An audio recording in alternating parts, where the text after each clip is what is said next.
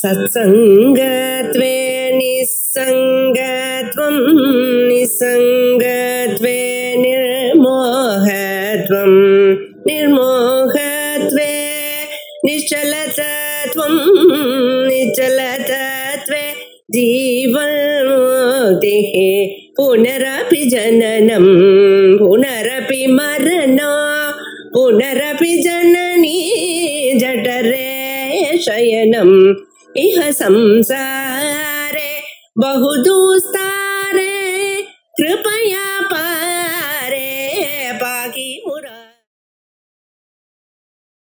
श्री गुरुभ्यो नमः। श्रीमद्भगवद्गीதை 3வது அத்தியாயம் 36வது ஸ்லோகம். अर्जुन उवाच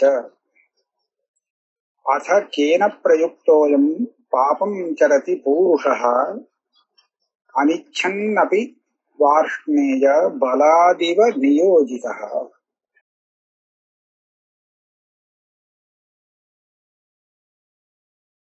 இதுவரை சொன்ன விஷயங்கள்ல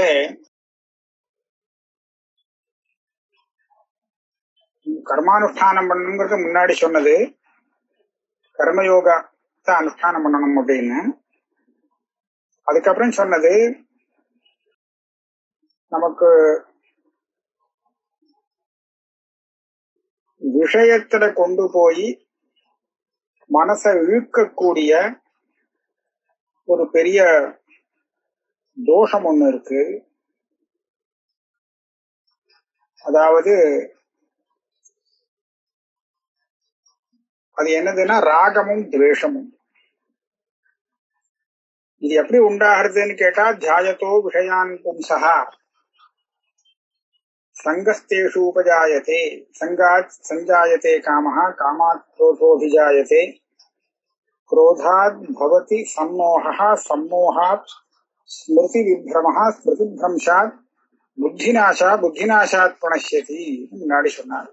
அதாவது இந்த ராகமும் துவேஷமும் நம்மளை நாசமாக்கிடுறது அப்படின்னு சொன்னார். அதனால ராகம் துவேஷம் இது ரெண்டும் தான் நமக்கு சரியான எதிரி.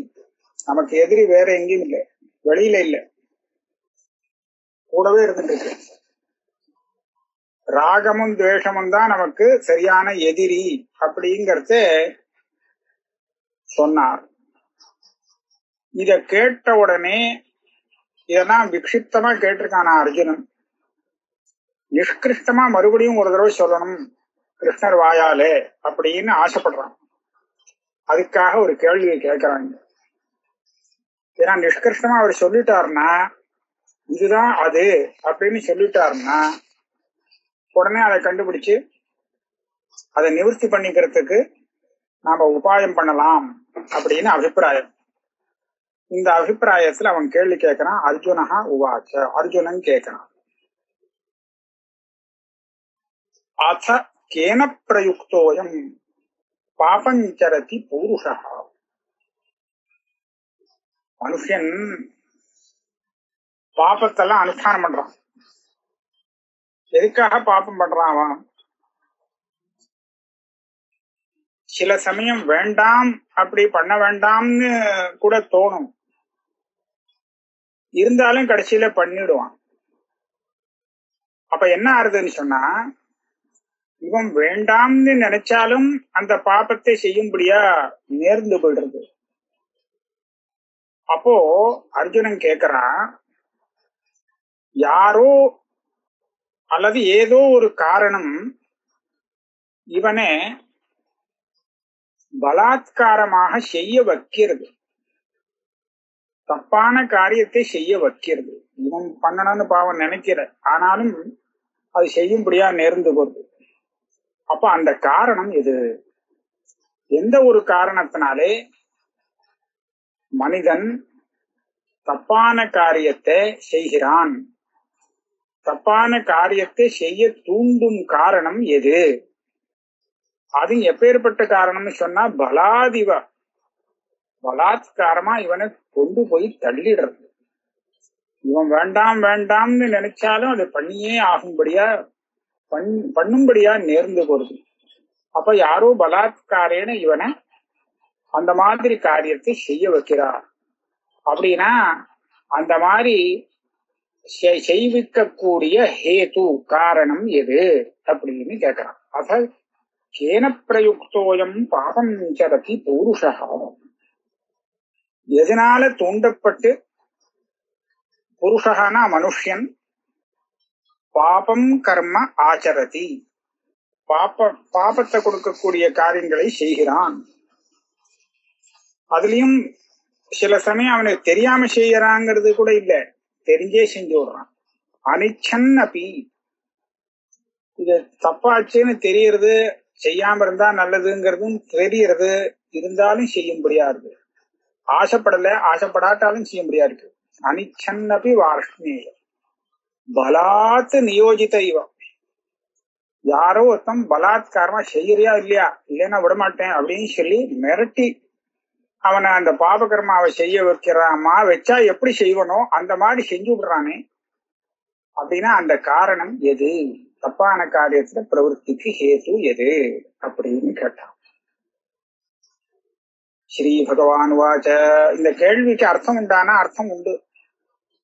தப்பான காரியத்துல பிரவருத்திக்கு ஹேது எது அப்படின்னு கரெக்டா இதுதான்னு தெரிஞ்சு போச்சுன்னா அப்ப அத வராம தடுக்கிறதுக்கு வழியை பார்க்க முடியும். தப்பு நடக்கிறது, ஆனா எதனால தப்பு நடக்கிறதுன்னு அந்த காரணம் தெரியாத பரியந்தம் தப்பு நடக்கிறத நிறுத்த முடியாது. அதனுடைய காரணம் என்ன அப்படிங்கிறது தெரிஞ்சு போச்சுன்னா அப்ப நாம உபாயம் பண்ணி அந்த காரணத்தை தப்பு பண்ண வைக்காத மாதிரி பண்ண முடியும், அதை நிவர்த்தி பண்ண முடியும். அதனால அர்ஜுனன் இந்த கேள்வி கேட்டது ஒரு பிரயோஜனம் உள்ள கேள்விதான். இதுக்கு ஸ்ரீ பகவான் உவாச்ச, பகவான் பதில் சொல்றார். காமயேஷ குரோதயேஷ ரஜோ குண சமுத்பவ மகாசனஹ மகாபாப்மா வித்தி ஏன மிக வைரிணம். நீ கேட்டது இதுதான்ப்பா. பலாத்காரேன இவனை தப்பான காரியத்திலே பிரவருத்தி பண்ணி வைக்கக்கூடிய அந்த காரணம் ஒண்ணு இருக்கு. அந்த காரணமானது காமம்னு சொல்லலாம். அதுவேதான் காமம். காமயேஷா, காமம் மாத்திரம் இல்லை, குரோதயேஷா, அதுவேதான் குரோதம். குரோதம் வேறு, காமம் வேறு இல்லை. நான் சொல்லக்கூடிய அந்த காரணம் இருக்கே, அதுவேதான் காமம், அதுவேதான் குரோதம். காமமும் குரோதமும் ஒன்னா? ஒண்ணுதாங்கிறார். எப்படின்னு கேட்டா, காமத்தினாலதான் எந்த காரியத்திலையும் நமக்கு பிரவருத்தி வருதான். காமனை இல்லைன்னா பிரவருத்தி வராது. ஏதோ ஒண்ணு வேணும்னு ஆசை, அந்த ஆசையால தூண்டப்பட்டுதான் தப்போ ரைட்டோ எல்லா காரியத்திலையும் பிரவர்த்திக்கும்படியா இருக்கு.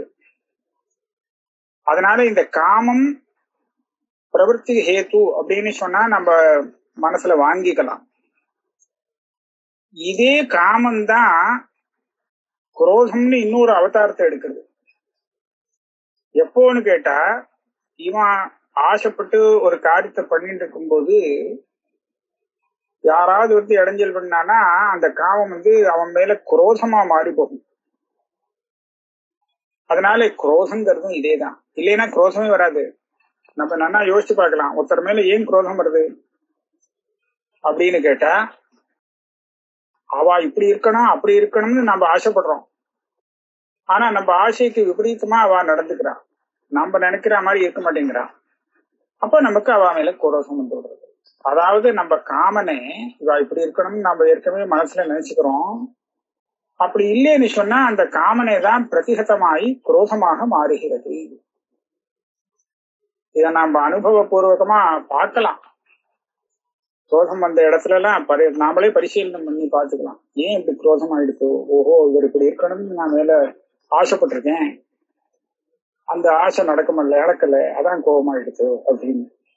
அதனால சைவ காமஹா பிரதிஹத கேனச்சித்து குரோதத்வேன பரிணமத்தே. அதனால அதுவேதான் குரோதம், அது ஒண்ணு தண்ணி இல்லைங்கிற. காமயேஷ குரோத ஏஷ ரஜோகுண சமுத்பவா. இந்த பதத்துக்கு ரெண்டு அர்த்தம் சொல்ற. இந்த காமம் எங்கேருந்து வந்தது, இதுக்கு மூலம் எங்கேன்னு கேட்டா ரஜோகுணம் மூலமா. ராஜசம் இது ரஜோகுணத்திலேருந்து வந்தது. அது மாத்திரம் இல்ல, குணத்தையே மேல் கொண்டு வளர்க்கக்கூடியதாகவும் இருக்கு. இந்த காமம் எந்த ஒரு காரியத்தை பண்ணுவனோ அதனால ரஜசு தான் விருத்தியாகும். ஆக ரஜோகுணத்திலேருந்து வந்தது, மறுபடியும் ரஜோகுணத்தையே அதிகப்படுத்துறது இந்த காமம். அதனால ரஜோகுண சமுத்பவ மகாசனஹா. இந்த காமத்துக்கு அசனம்னா அது கேட்ட தீனின்னு அர்த்தம். காமத்துக்கு எதை ஆசைப்பட்டானோ அந்த விஷயம்தான் தீனி. அந்த விஷயம் கிடைச்சதுன்னு சொன்னா காமம் கொஞ்சம் அடங்கும்.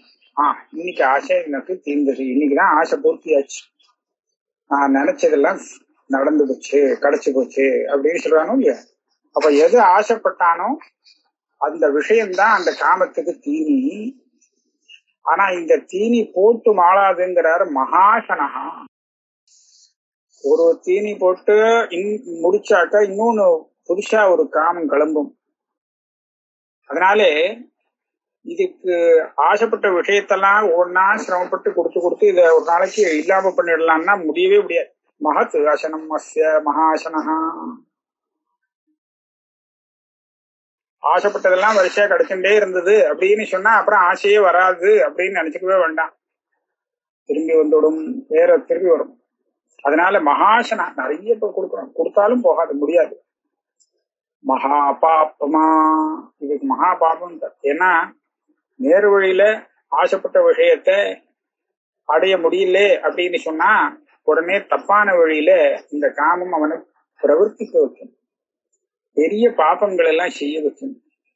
ஆகையால இதையே மகா பாப்பமா அப்படின்னு பாபத்துக்கு ஹேத்துவான பிரேரகமாக இருக்கிறதுனாலே இதுவே மகா பாப்மா இப்படி இருக்குப்பா இதனுடைய சுரூபம்.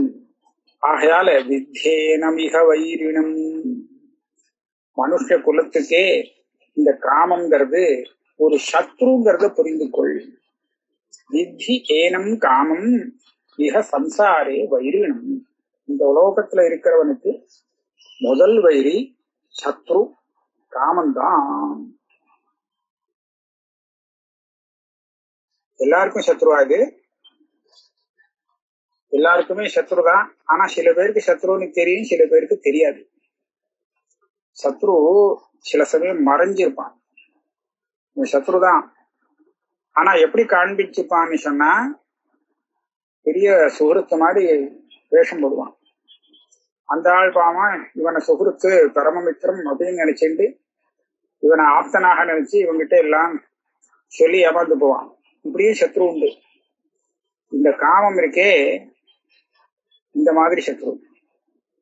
மூடனுக்கு ரொம்ப சுகருத்தாக தன்னை காண்பித்து கொண்டு அது ஏமாத்தக்கூடிய சத்ரு. சில சத்ரு நேரடியா சத்ருவா இருந்தா அவன்கிட்ட பயப்பட வேண்டியதில்லை, அவன் நேரடியா தான் சண்டை போடுவான். இவன் அப்படி இல்லை, கூடவே இருந்து குழி பறிப்பான் அப்படின்னு சொல்ற மாதிரி நாசத்துக்கு ஆளாக்கிடுவான். அந்த அப்பேற்பட்ட சத்ரு இது. அத சொல்றார். பூமி நாவ்ரியதே வன்ஹி யதாதர்ஷோ மலேனச யதோல்பே நாவ்ருதோ கர்ப்பஹ ததா தேனேதமாவிருதம். இந்த புகை இருக்கே, புகை அக்னிலேருந்து தான் வருது. ஆனா இந்த புகை ரொம்ப மண்டி எடுத்துன்னு சொன்னா நெருப்பு எரியறது கூட தெரியாது, அதையே மறைக்கும். தூமமானது அக்னியை மறைக்கும். தூமம் நிறைய சூழ்ந்துடுச்சுன்னா அக்னி எரியறது தெரியாது. இது வன்னிக்கு ஆவரணம். இன்னொரு உதாரணம், யதா ஆதர்ஷா மலேன. ஆதர்ஷா கண்ணாடி. கண்ணாடி ரொம்ப தூசு படிஞ்சு கொடுத்தோம்னா அந்த தூசி இருக்கே அதுவே அங்க ஆவரணம் பண்ணிடும், அந்த கண்ணாடி வேலை செய்யாது. யசோல்பேனாவிருத்தோ கர்ப்பः. மூணாவது திருஷ்டாந்தம் கொடுக்கிறார், கர்ப்பம். கர்ப்பமானது வயத்துக்குள்ள இருக்கு, கர்ப்பாசயத்துல, வெளியில கண்ணுக்கு தெரியாது. இத போல தேன அந்த காமேனா, அந்த காமத்தினாலே, இதுனா நம்மளுடைய உண்மையான ஸ்வரூபம் ஞானம் இருக்கே, அது மறைக்கப்பட்டிருக்கு. உண்மையான ஸ்வரூபம் நமக்கு ஞானம் தான், அந்த ஞானம் மறைக்கப்பட்டிருக்கு. இந்த 3 உதாரணங்கள் கொடுத்திருக்காரு. இது கிரமமாக ஸ்தூலம், சூக்ஷ்மம், ஸ்தூலம், ஸ்தூலத்தரம், இந்த மாதிரி 3 நிலைகள்ல ஞானத்தை ஆவரணம் பண்ணக்கூடியதாக இந்த காமம் இருக்கு. அப்படிங்கறதுனாலதான் 3 நிலைக்கு தகுந்தா போல 3 உதாரணம் கொடுத்திருக்காருன்னு மதுசூதன சரஸ்வதி வியாக்கியானம் பண்ணியிருக்காங்க. முதல் உதாரணத்துல தூமம் அக்னிய மறைக்கிறதுங்கிறார். அது மறைக்கலாம், ஆனா அந்த அக்னி எரிஞ்சுட்டு இருக்கும். எரிஞ்சிருக்கிற அக்னி தன்னுடைய காரியத்தை பண்றதுக்கு ஒன்னும் ஹானி இல்லை. ஒரே புகையா இருந்தாலும் எரியற நெருப்பு தாகாதி ரூபமான தன் காரியத்தை அதை செஞ்சிடும், அதுக்கு பாதகம் இல்லை. 2வது உதாரணத்துல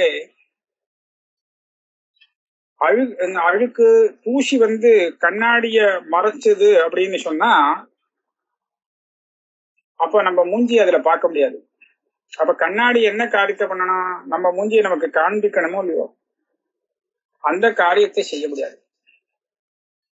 ஆனா கண்ணாடிங்கிறது தெரியும். கண்ணாடிய பார்க்கலாம், ஆனா முகம் தெரியாது, ஏன்னா அழுக்கு படிஞ்சிருக்கு முகத்தினால. இப்ப பாருங்க, முன்னாடி அக்னி மறைஞ்சும் போது அக்னி எல்லா காரியத்தையுமே செஞ்சு தெரியாம இருந்தது. ஆனா காரியம் செஞ்சோம், எரிச்சுடும், அதெல்லாம் பண்ணும். ஆனா கண்ணாடி அழுக்கால மறைக்கப்படும் போது கண்ணாடி என்னமோ தெரியுது, ஆனா அது வேலை செய்யாது. வேலை செய்யறதுன்னா நம் பிரதிபிம்பத்தை நமக்கு காண்பிக்காது. கர்ப்பத்தை பாக்கறச்ச பார்த்தோம்னா அது இன்னும் ஸ்தூலம். அது என்னன்னா, கர்ப்பமே முதல்ல தெரியாது, கர்ப்பமும் தெரியாது, அது தம் வேலையும் பண்ண முடியாது. கைய கால நீட்டுறது, போக்குவரத்து, ஹஸ்தபாதாதி பிரசாரணம், இதுவும் செய்ய முடியாது உள்ள இருந்து. ஆக சூக்ஷ்மம், ஸ்தூலம், ஸ்தூலதரம் அப்படிங்கிற 3 நிலையிலே இந்த ஆவரணங்கிறது இருக்கு. அத 3த்தையுமே இந்த காமம் பண்ணிடுறது. அப்படிங்கறத காண்பிக்கிறதுக்காக இங்க 3 விதமான உதாரணத்தை சுவாமி காமிச்சிருக்கார் அப்படின்னு அவர் எழுதியிருக்கார். அதனால இது எப்படி நமக்கு ஆவரணம்ங்கிறது மனசுக்கு வருதோ, அத போல இந்த காமமானது நம்மளுடைய அந்த சுத்தமான ஸ்வரூபம் இருக்கே, உண்மையான ஸ்வரூபம், அதை அப்படியே ஆச்சாதனம் பண்ணி வச்சிருக்கு. அது தெரியாம வைக்கிறதுனாலதான், அது தெரியாததுனாலதான் நமக்கு இந்த காமம் எல்லாம் வருது. தெரிஞ்சு கொடுத்தனா இது இருக்க முடியாது. அதனால தெரியாமலே இருக்கும்படியா இந்த காமம் செய்யறது. இந்த ஸ்லோகத்துல காமம் இத மறைச்சு வச்சிருக்கு அப்படின்னார். இதுனா என்னது? அத மேல அடுத்த ஸ்லோகத்துல சொல்றார். ஆவருத்தம் ஞானம் ஏதேனா ஞானினோ நித்திய வைரினா காமரூபேண கௌந்தேய துஷ்பூரேண அனலேனச்ச. ஆவருத்தம் ஞானம் ஏதேனா, இந்த காமம் இருக்கே, இது ஞானத்தை ஆவரணம் பண்ணி வச்சிருக்கு. இந்த ஞானம் ஞானிகளுக்கெல்லாம் ஒரு ஞானம் இருக்குமே. ஞானிகளுக்கு ஞானம்னா ஆத்மஸ்வரூபம் தான் ஞானம். ஞானிகளுக்கு தான் ஆத்மஸ்வரூபம் தெரியறது. அந்த ஞானத்தை தான் அவள் ஞானம்னு சொல்லுவா. அந்த ஞானம் இருக்கிறதுனாலதான் அவளை ஞானின்னு சொல்றது. அந்த ஞானத்தை இது மறைக்கிறது. ஞானினோ நித்திய வைரினா, அந்த ஞானிகளுக்கு இந்த காமமானது எப்போதும் சத்ருவாக இருக்கு. நித்திய வைரி. அது என்ன, எல்லாருக்கும் சத்ரு தானே. அப்படின்னு கேட்டா இல்ல, ஞானிக்கு தான் அது தெரியுது, சத்ருவா தெரியுது, அஜ்ஞானிக்கு தெரியல. அஜ்ஞானிக்கு அந்த காமம் வந்ததுன்னா அது பெரிய அனுகூலம் பண்ண போறது, உனக்கு புதுசா பல விஷயங்கள் எல்லாம் சம்பாதிச்சு கொடுக்க போறது, அதனால ரொம்ப சுகிருத்து அப்படின்னு நினைக்கிறான். ஆசை வந்தாதான் அவன் பிரயத்தனம் பண்றான், பிரயத்தனப்பட்டதுனாலே அவனுக்கு புதுசா ஒரு விஷயம் கிடைக்கிறது. அப்ப இது எல்லாத்துக்கும் மூல காரணம் ஆசை தானே. அப்ப ஆசை நமக்கு எவ்வளவு பெரிய உதவி பண்ணிருக்கு அப்படின்னு சொல்லி இந்த அஜ்ஞானியாக இருக்கிறவன் அந்த காமத்தை தனக்கு மித்திரனாக பாவிக்கிறான். ஆனா ஞானி இருக்கானே அவனுக்கு இது நித்திய வைரி, இது வந்தாலே வர பிடிக்காது. ஏன்னா அவனுக்கு அவசியமா வேண்டிய ஆத்மஸ்வரூபத்தை இதை மறைச்சு விடுறது. அதனால நித்திய வைரி காமரூபேண கௌந்தேய. அது மாத்திரம் இல்லே, இது எப்பேற்பட்ட ஒரு ஆச்சாதனம் அப்படின்னு சொன்னா, ஏ கௌந்தேய குந்திபுத்திரனே சொல்றேன் கேளு, துஷ்பூரேண அனலேனச்ச. துஷ்பூரேண இந்த காமம் இருக்கே, இந்த காமங்கிற அந்த ஒரு வைரி இத பூர்த்தி பண்றது சிரமம். இது ஆசைப்பட்டுடும், இப்படி இருந்தா தேவையே அப்படி இருந்தா தேவையில்லையேன்னு. ஆனா அதெல்லாம் நடைமுறைக்கு கொண்டு வருவது சிரமமா தான் இருக்கும். சில சமயம் இது ஆசைப்பட்டபடி எல்லாம் நடக்காது. அதனால அந்த ஆசைப்பட்ட விஷயத்தை பூர்த்தி பண்றது அது சிரமம் தான். ஆனால் துஷ்பூரேனா பூரணம் பண்றது சிரமம். அது மாத்திரம் இல்லை, அனலேனச்ச ஏதோ கொஞ்சம் சிரமப்பட்டு பூர்த்தி பண்ணியாச்சு ஆசைய, போரும் வருமானா வராது, அலம்புத்தி வராதான். போதும், இது போருமே அப்படின்னு போனோம், இன்னும் கொஞ்சம் ஜாஸ்தி. இப்ப ஆசைப்பட்டது கிடைச்சு கொடுத்தனா அடுத்தது அதுக்கு மேல வேற எதையாவது ஒண்ணு ஆசைப்படணும் அப்படின்னு அது வளர்ந்துட்டே போகுமே தவிர, சரிப்பா இது கிடைச்சது போரும், இதோட நிறுத்தி போகும் அப்படிங்கிற ஒரு புத்தி வராது. அதனால இந்த காமங்கிற ஒரு சத்ரு இருக்கே, இத விஷயத்தை கொடுத்து அது கேட்டதை கொடுக்கறது சிரமம். அப்படி கொடுத்தோம்னு சொன்னாலும் அது முடிவடையுங்கிறது இல்லே. அனலேனச்ச. இந்த இடத்துல மதுசூதன சரஸ்வதி அனலகாங்கிறத உபமான ரூபமாகவும் காமத்துக்கு சொல்லலாம் அப்படிங்கிறார். எப்படின்னு கேட்டா, அனலகாங்கிறதுக்கு அக்னின்னு ஒரு அர்த்தம். இந்த அக்னிக்கு நெய் ஆகுத்தி கொடுத்தா அது நன்னா வளரும், ஜுவாலை வரும், ஜுவாலை விட்டு எரியும். அப்படின்னா அந்த ஆகுத்தி அதுக்கு ரொம்ப பிடிச்சிருக்கு. சரி, இது ஆசைப்படுறதே அப்படின்னு சொல்லி நம்ம அது கேட்கறதுக்காக அக்னியில நெய்ய விட்டுண்டே இருந்தோன்னு வச்சுக்கோங்களேன், சரி திருப்தியா எடுத்து போரும்னு அதை நிறுத்திக்குமோ? நிறுத்தவே நிறுத்தாது. இன்னும் அது வளர்ந்துட்டேதான் போகுமே தவிர நம்ம விட விட சரி போரும், இனிமே வேண்டாம் அப்படின்னு அது சொல்லாது. அக்னி நஜாத்து காமஹ காமானாம் உபபோகேன சாமியதி ஹவிஷா கிருஷ்ணவர்த்தமேவ பூய ஏவ அபிவர்த்ததே அப்படிங்கிறார் மனு. இந்த காமத்தை ஒவ்வொன்னா கொடுத்து முடிச்சுடலாம் அப்படின்னா முடிக்காது, கொடுக்க அது ஜாஸ்தி ஆயிடும். அதுக்கு நெய்ய விட விட அக்னி எப்படி மேலும் மேலும் கொழுந்து விட்டு எரிகிறதோ குறையறது இல்லையோ, அதே மாதிரிதான் இந்த காமம். அதனாலதான் அனலம் அக்னிய காமத்துக்கு ஒரு உபமானமாக சொல்லியிருக்கா அப்படின்னு அவ சொல்றார் மதுசூதன சரஸ்வதி. இங்க பாஷ்யத்துல போதும்னு நிறுத்திக்காது விஷயத்த, போதும்னு அனலம் அலம்புத்தியே இல்லாதது. அது இப்பேற்பட்ட அந்த காமம் தான் நமக்கு பெரிய சத்ரு. புரிஞ்சு போச்சு இப்போ எது நமக்கு சத்ரு, கூட இருக்கக்கூடிய சத்ரு எது புரிஞ்சு போச்சு. இப்ப இந்த சத்ருவை நாம அடக்கணும்னா இது முதல்ல எங்க இருந்துட்டு வேலை செய்யறதுங்கிறத பார்க்கணும். இது ஆத்மஸ்வரூபத்தை மறைக்கிறது சரி, அதனால சத்ரு. ஜானிக்கு பிடிக்காத, ஜானிக்கு சரியான சத்ரு. ஆனா இத நாம ஒழிக்கணும்னு சொன்னா இதனுடைய இடம் தெரியணும் இல்லையா? இது எங்க இருந்துட்டு வேலை பார்க்கறதுன்னு அந்த இடத்த கண்டுபிடிச்சிட்டோம்னா உடனே ஏதாவது வழி பண்ணலாம். அதுக்காக அடுத்த ஸ்லோகத்துல சொல்றார், இந்திரியாணி மனோ புத்தி அதிஷ்டானமுச்யதே ஏதைஹி விமோஹயதி ஏஷஹ தியானம் ஆவர்த்திய தேகினம். எங்க இருந்துன்னு வேலை பார்க்கறது? இதெல்லாம் அதுக்கு அதிஷ்டானமா, அதுக்கு இருப்பிடம். இந்திரியாணி மனஹா புத்தி.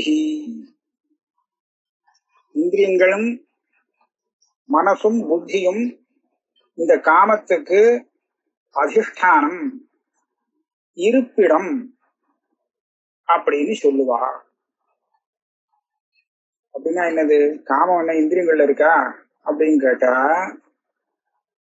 இந்த காமம் இது மூலமாகத்தான் வேலை செஞ்சு ஆசைப்பட்ட விஷயத்தை அடையிறது.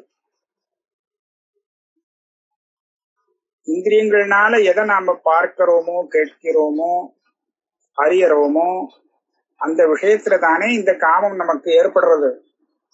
அப்ப இந்த காமத்துக்கு வேலை செய்யறதுக்கு இருப்பிடமாக இந்திரியங்கள் எல்லாமே ஆகிறது. அது மாத்திரம் இல்ல, மனசும் அதே மாதிரிதான், புத்தியும் அதே மாதிரிதான். இந்த காமத்துக்கு ஒரு இடம் ஆயிடுறது, அதிஷ்டானம் ஆயிடுறது. இடம்ங்கிறதுக்கு என்ன அர்த்தம் அப்படிங்கறத அதே கீதையில பகவானே சொல்றார்.